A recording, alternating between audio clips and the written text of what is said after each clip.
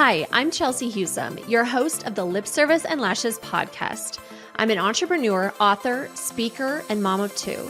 And I'm so tired of women not feeling like they can show up as fully expressed versions of themselves.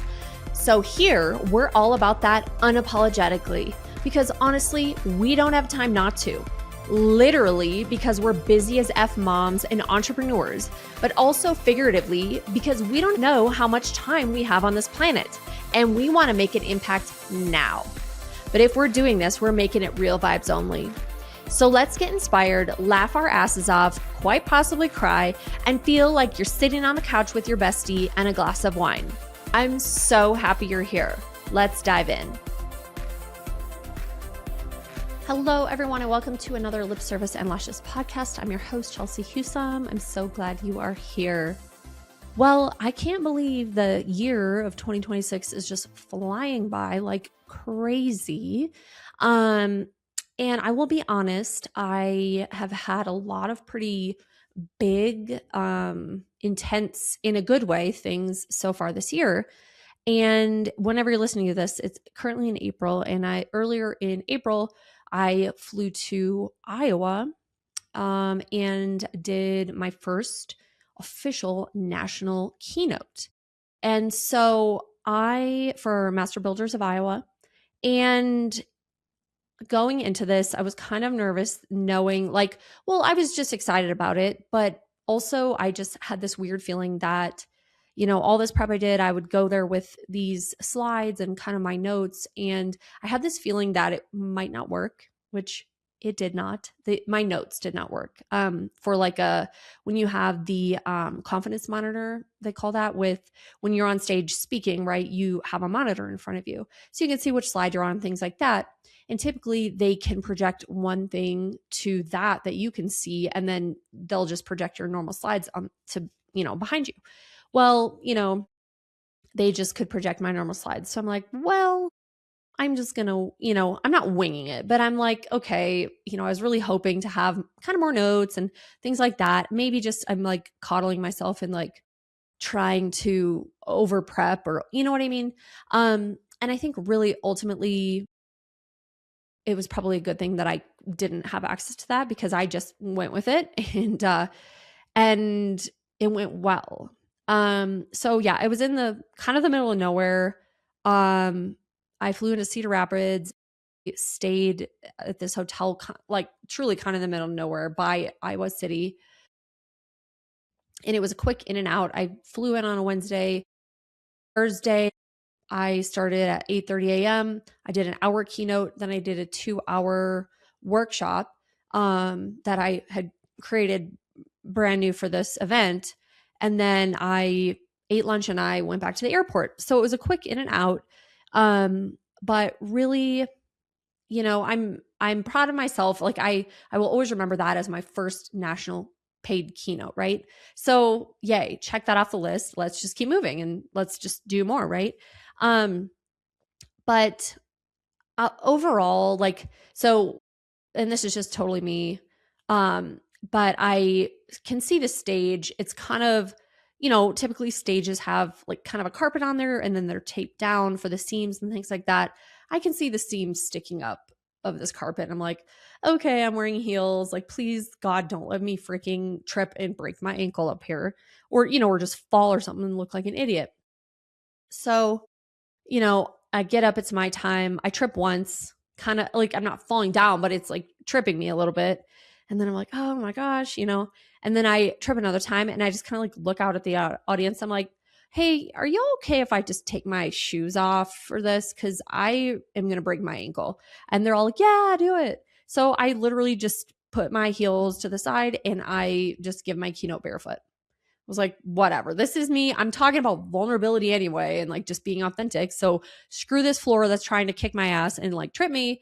I'm just going to give a keynote barefoot, because why the hell wouldn't I? I'm not fancy as much as I want to be. I'm not. So I'm like, whatever. So did that, went through this keynote, like I said, without my notes, but I'm just really ultimately, I'm just telling stories from my life or things I've been through or things from my company So I know these stories. I know these things because I've lived them. So it's not like I am definitely not a speaker that's memorizing word for word or anything like that. It's more of I am telling stories, right? And that's how I anchor my keynote and move through. And then I just use the slides to, remind me, oh, this is what's next, whatever. But I think overall it went well. I used this new, I guess speakers use it a lot. It's called Talkadot, and it's this website that you pay for. So you create for that event, I created an event, and then it gives me a specific QR code. Then really like towards the end of the event, I'm like, hey, I would just really appreciate if I've created the notes for you as a resource, so you can walk away with value to take back Monday and like implement this stuff in your companies.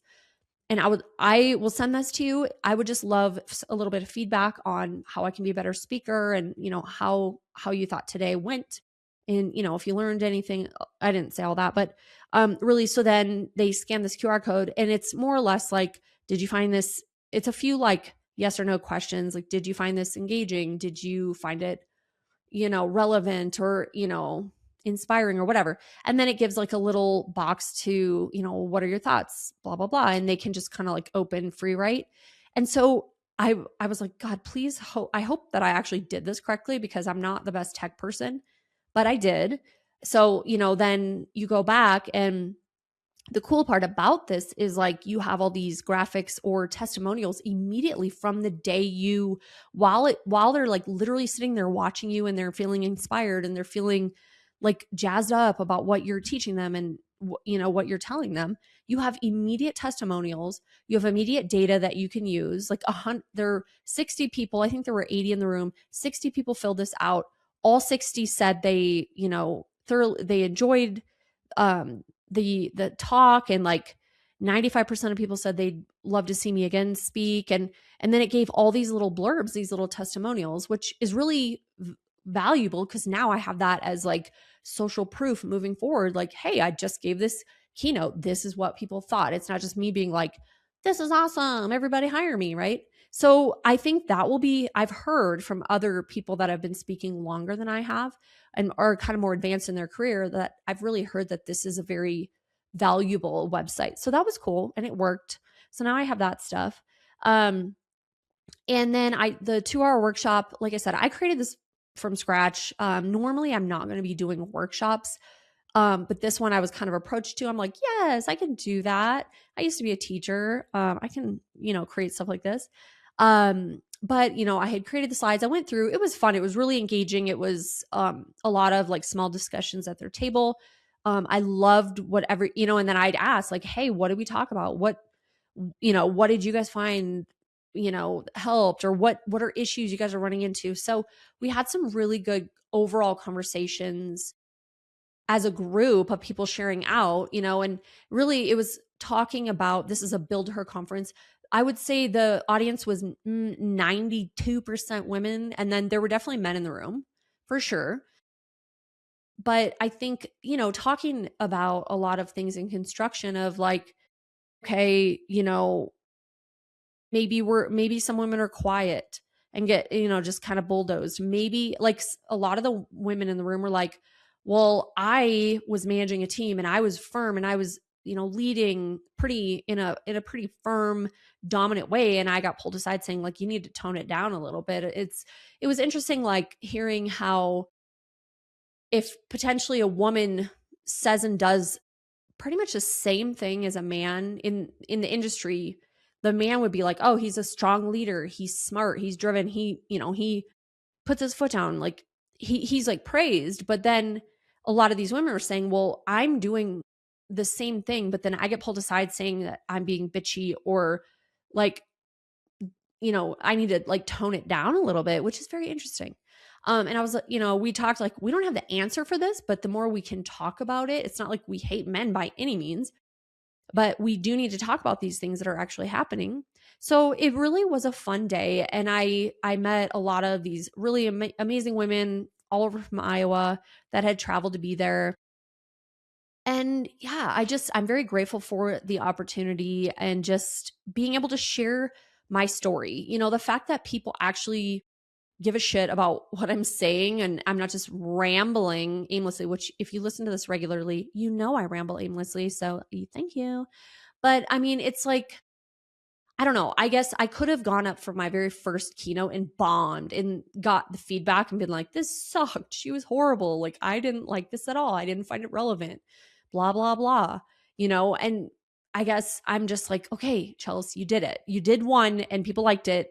You're only going to get better from here. This is like, hopefully your worst one ever. And you're just going to keep dialing it in and doing better and bigger stages and getting more reps. And really, that's what it's really about. So yeah, it was a really cool experience. And, like I said, I will always remember this one. It's my first keynote. And, now just, like I said, I'm in April, but really I'm talking to quite a few different organizations and people and some speaker bureaus about they kind of help connect you with clients looking for speakers. But, that's my goal is to now use this to propel me. I flew to Phoenix and taped, filmed my keynote. I've done all these things and I took a whole year to revise my actual keynote last year. So I feel like I've laid a lot of the foundation pieces of this. And now it's like, okay, let's do this, get it out there. Right. So I'm not going to any other conferences or anything the rest of the year unless I'm a paid speaker. It's like at this point, I don't need to go to conferences to get motivated. And like a lot of it now I realize are geared towards people that maybe the conferences I guess I'm talking about that I used to go to. It's like, I feel like it's geared towards people that maybe don't know what they want to do in life or they're at a crossroads and they're trying to pivot or they're maybe lost or they're, had some setbacks and it's to get them re-energized and all this. Like I'm motivated. I know exactly what I'm doing. Now I just need to freaking do it and hustle and like try to get my name out there. So hopefully as I keep going and speaking, it has started to snowball. They're like, I get this thing and then next week I get something else. And more people are reaching out to me because I'm like showing that I'm speaking at more places. So it's been a really crazy journey. I would have never thought that this is where I'm at in life, and that's kind of like my long-term goal is to build that and, eventually just be a keynote speaker. It's a totally different world. I've learned so much. A lot of times I feel like I'm throwing spaghetti at a wall. Like, what the hell am I doing? But I've had a lot of people now that I've made friends with people that are speaking professionally and they've been doing it for years and they're making a lot of money doing it. And then they just, give me their advice and things like that. So that's been really cool too, to get to know a lot of people that are doing it really well. And then, they kind of help me like, hey, do this, try this, or they connect me with people. So I just want to say, like, you got to start somewhere. I'll probably look back and be like, God, that sucked. And, but I didn't bomb like I could have, and like I said, I'm only going to get better from here. But like, whatever your dream is, whatever you're out there doing, like, you got to start somewhere. People just, when you start, you suck at whatever you're doing. You need the reps. You need to get it in your system, get it in your bones, feel the fear and do it anyway. In a year, in 5 years, in 10 years, you'll look back, you're like, oh my God, that's so funny. Look at me. I thought I was a keynote speaker. That's so cute. But you got to start somewhere. So you got to start before you're ready because we never will feel ready. Okay. So this is you go get your butt out there and do whatever is on your heart that you've been procrastinating about because you quote, feel like you're not ready. We're never going to be ready. Just go do the shit. The world needs you. Okay. That's my little get off my soapbox. But always remember, no BS, just real vibes. We'll see you next time. If you loved the episode, share it on Instagram and tag me so I can say thank you and meet you. Or share it with a girlfriend who you know would love this too. Always remember, no BS, just real vibes. See you next time on Lip Service and Lashes.